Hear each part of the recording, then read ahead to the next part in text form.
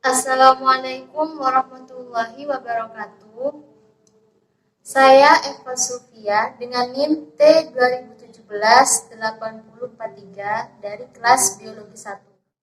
Pada kesempatan kali ini, saya akan mempresentasikan hasil dari makalah saya yang berjudul Marketing atau Pemasaran. Pada umumnya, banyak orang yang menyatakan bahwa konsep pemasaran sama dengan konsep penjualan atau promosi. Padahal, pada dasarnya, penjualan dan promosi hanyalah bagian kecil dari pemasaran. Perlu dipahami dalam arti yang luas, definisi pemasaran yaitu suatu proses sosial dan manajerial yang membuat individu atau kelompok memperoleh apa yang mereka inginkan dan butuhkan lewat penciptaan dan pertukaran timbal balik produk dan nilai dengan orang lain. Selanjutnya, kita akan membahas tentang STP, yaitu segmentasi, targeting, dan positioning. Segmentasi pasar. Dalam hal bisnis, segmentasi pasar digunakan untuk memilih pasar sasaran, mencari peluang, menggerogoti segmen pemimpin pasar, merumuskan pesan, mendesain produk, dan lain-lain. Setiap perusahaan mesti memiliki konsumen dengan kebutuhan dan kebiasaan yang berbeda. Tujuan dari segmentasi pasar agar pasar yang sifatnya heterogen menjadi satu satuan pasar yang bersifat homogen. Contohnya, pasar mainan anak-anak dapat dikelompokkan menjadi dua kelompok, yakni kelompok laki-laki dan kelompok perempuan. Kelompok anak tersebut memiliki kebutuhan, karakteristik, dan perilaku yang sama. Anak laki-laki cenderung dengan mainan robot, tembak-tembakan, dan lain-lain yang mencerminkan anak laki-laki. Sedangkan anak perempuan cenderung boneka, main memasak, dan lain-lain atau lebih menggambarkan kecantikan dan sifat perempuan. Dengan diadakannya pengelompokan tersebut, maka para pemasar akan dapat fokus pada produk yang akan ditawarkan. Yang kedua adalah target pasar. Merupakan tahap selanjutnya dan analisis segmentasi target market, yaitu satu atau beberapa segmen pasar yang akan menjadi fokus kegiatan pemasaran.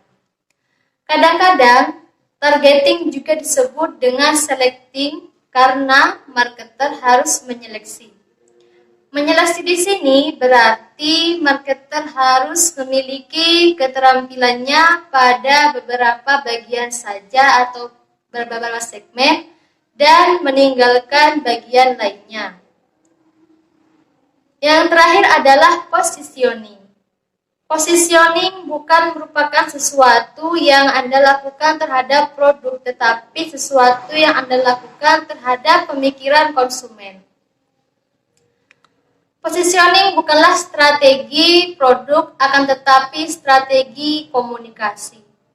Bagaimana menempatkan produk dalam benak konsumen sehingga calon konsumen memiliki penilaian tertentu dan mengidentifikasikan dirinya pada produk tersebut.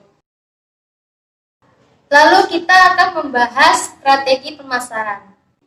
Strategi pemasaran memiliki 4 poin, yaitu strategi produk, strategi harga, strategi promosi, dan strategi distribusi.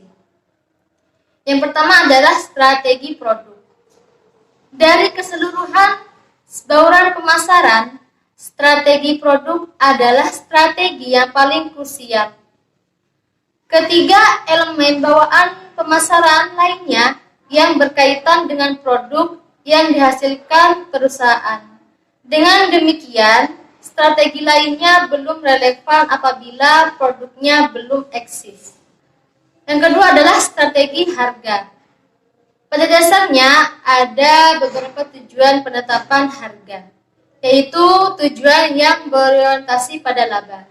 Tujuan ini meliputi dua pendekatan, yakni pendekatan maksimalisasi laba, yang menyatakan bahwa perusahaan berusaha untuk memiliki harga yang bisa menghasilkan laba yang paling tinggi.